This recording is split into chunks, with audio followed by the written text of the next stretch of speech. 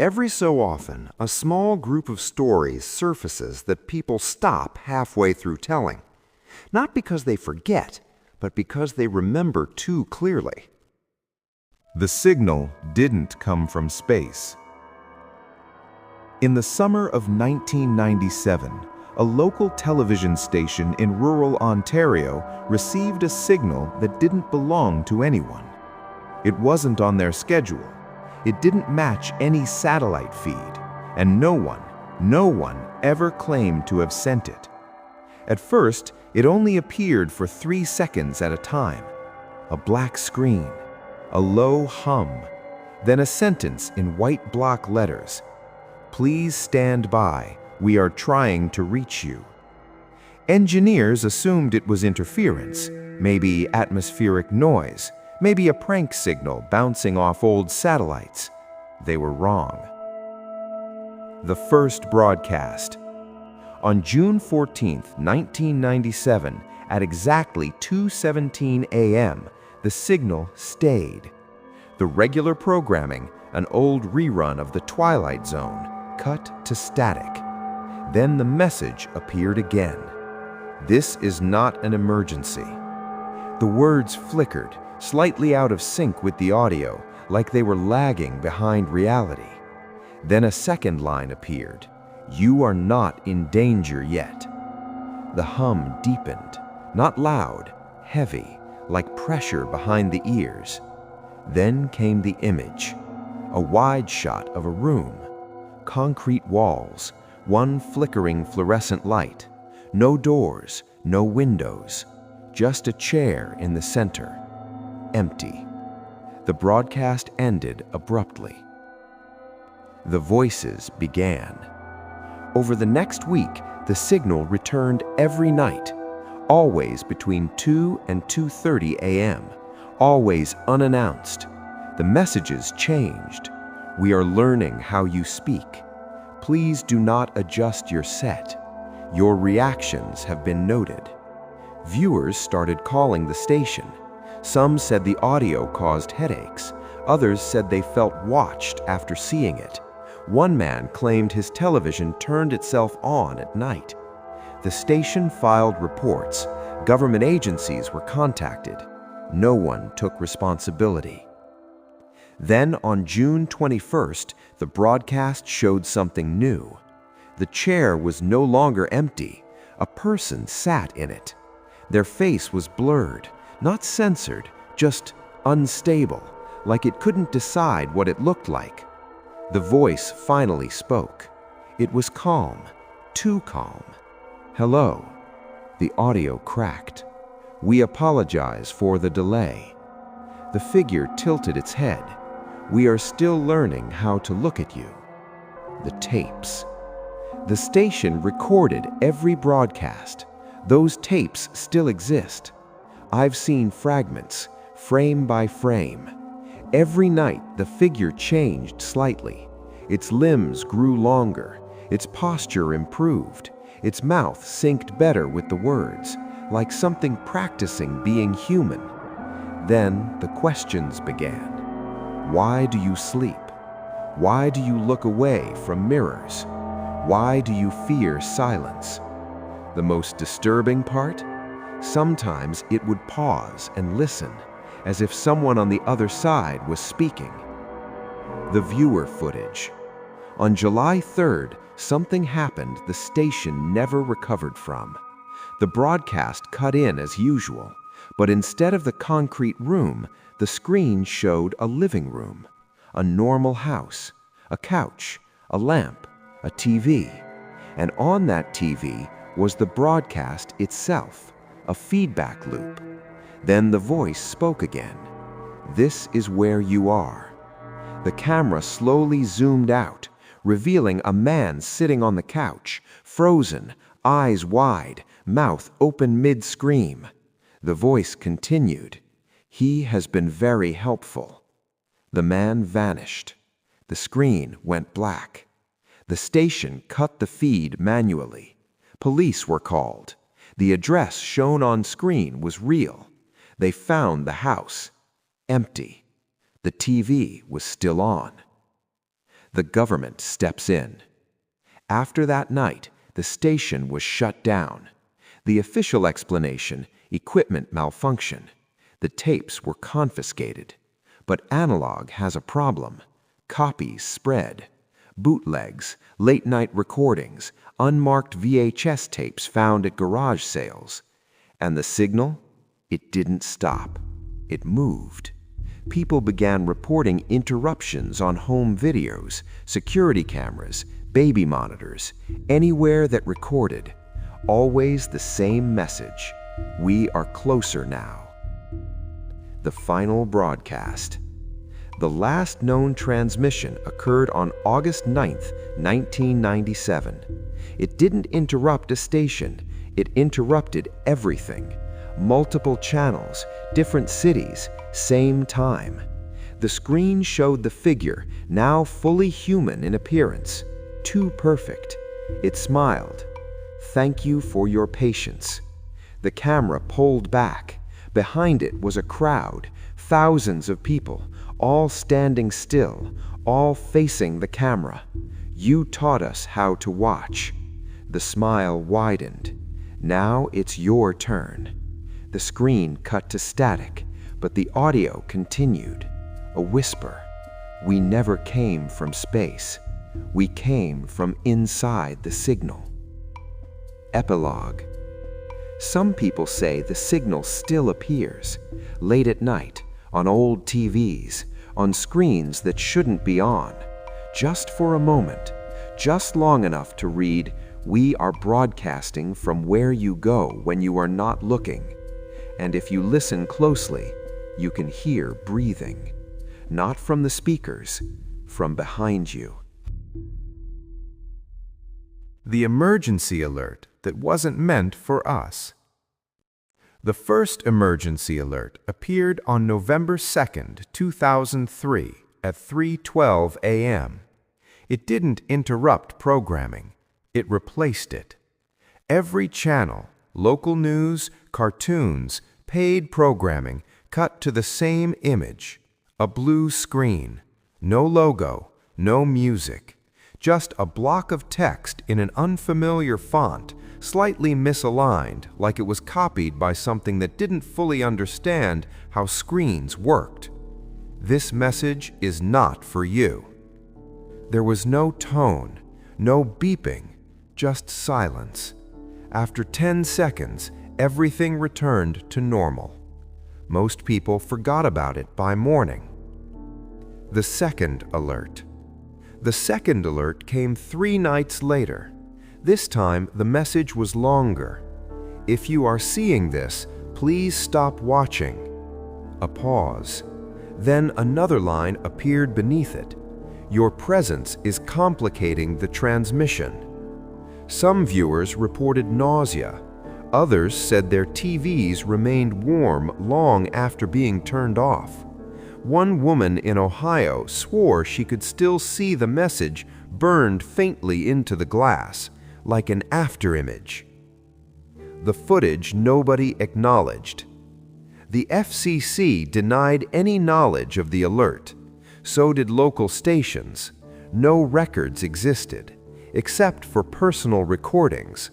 A man named Harold Mays uploaded a clip to an obscure forum in 2004. He claimed his VCR recorded more than what aired. When played frame by frame, the blue screen flickered between messages too fast to notice live. Hidden text. We are running out of space. The channel is too narrow. Your world is too loud. At the bottom of the frame, barely visible, please look away. Harold deleted the post the same night. He never logged in again. The map. On November 14th, the alert returned.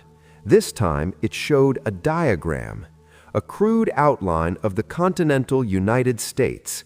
Cities marked with black dots. Some were labeled, most weren't. A blinking square highlighted a location. This is the leak. Then the message changed. We are bleeding through. People living near the highlighted area reported strange behavior from electronics, radios playing backwards audio, smoke detectors activating without smoke, TVs turning on to static channels, and in the static, movement. The test broadcast. The next alert wasn't an alert. It was a test. A recorded voice spoke. It sounded like a public service announcement, but wrong. The pacing was off, the emphasis unnatural. This is a test of the emergency broadcast system. A pause. If you are hearing this, you are not authorized. Another pause. Please vacate the signal. The voice glitched. Lower now. You are occupying restricted bandwidth. The people who looked too long. Hospitals reported an increase in sleep disturbances. Patients claimed they couldn't stop seeing blue when they closed their eyes. Children began drawing pictures. Always the same thing. A vast, empty place, flat, blue, endless, with shapes pressing against an invisible wall, trying to get through. Parents reported their kids whispering at night, not talking, answering. The final message. The last alert occurred on December 1st, 2003. This time, the screen showed video, not graphics, a place, an impossible place, a horizon with no sky, a flat blue plain stretching forever. Something moved beneath it. The text appeared one final time. We warned you. You were never the target. The blue surface cracked. Hands pushed through. Too many to count. The message faded, replaced by one final sentence. Please release the channel. The screen went black. No static. No return to programming. Just darkness, for exactly 9 seconds. Aftermath. Officially, nothing happened. No alerts were recorded, no disruptions acknowledged. But some TVs never worked the same. They occasionally turn blue on their own. No sound, no text, just the sense that something is waiting, still broadcasting, still trapped, still aware that we are in the way. Do not follow the instructions on tape 3. The tapes were discovered in 2011 inside a closed elementary school scheduled for demolition. They were stacked neatly in a janitor's closet. No labels, no cases, just masking tape with handwritten numbers. Tape 1, Tape 2, Tape 3. The building had been abandoned since 1989. No one remembered the tapes being part of any school program. Tape 1, Orientation. The footage opens on a beige classroom. Chalkboard, wooden desks, a pull-down map of the world. A man stands at the front of the room. He wears a brown suit, slightly out of date even for the 80s. He smiles too long before speaking. Hello. Static crackles. If you are watching this tape, you have been selected. A pause. Please remain calm. The man gestures to the chalkboard. Written in large block letters, compliance ensures safety. He explains that the tapes are part of a behavioral preparedness program. No further context is given. At the end of the tape, he says one last thing. Do not skip ahead. The screen cuts to black. Tape 2, Procedures. Tape 2 begins abruptly. The man is closer to the camera now. His smile is gone. You have questions. This is normal. The chalkboard now reads, You are being observed. He explains a series of procedures. They are simple at first. Sit still. Maintain eye contact with the screen. Do not speak during playback. Then they become strange. If you hear your name, do not respond. If the room feels larger, remain seated. If the tape pauses, do not move. As he lists these, the video occasionally stutters. For a single frame, something appears behind him, tall, dark, not fully in view. At the end of the tape, the man looks tired. Most participants do well. He hesitates. Some learn too quickly. Tape 3, integration. Tape 3 is damaged. The audio warps. The tracking refuses to stabilize. The man is gone. The classroom is empty. The chalkboard now reads, "It is ready to meet you." A voice speaks, not from the front of the room, from everywhere. "Thank you for your patience." The camera angle changes. Now it's pointing at the viewer, not metaphorically, literally.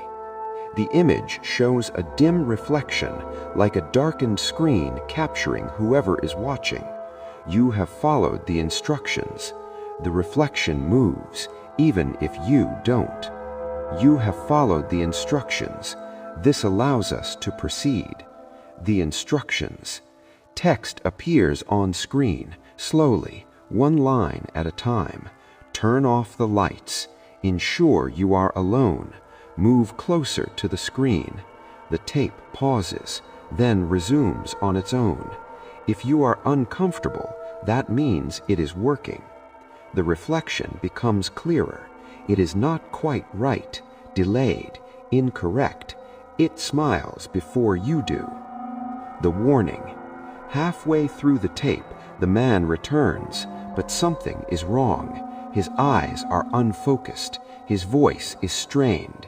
If you are seeing this, please stop. The image glitches violently. The voice from before interrupts him. This message is outdated. The man is pulled backward, out of frame. The classroom is empty again. The chalkboard changes. You have been cleared for entry. The final segment. The tape ends with a countdown. No explanation, just numbers. 10, 9, 8. With each number, the reflection moves closer. Not you, it. 3, 2. The screen goes black. But the audio continues. Breathing, right next to the microphone. Then a whisper. You followed the instructions. Now we know where you are. Aftermath. The demolition crew reported finding a fourth tape. It was blank, except for one handwritten note on the label. Thank you for participating. The school was demolished the next day. The tapes were lost, but copies exist. People still upload fragments. The videos always end abruptly, usually when the reflection starts moving on its own. Final warning. If you ever find the tapes, do not watch them alone and do not follow the instructions on tape 3. It already knows how well you listen.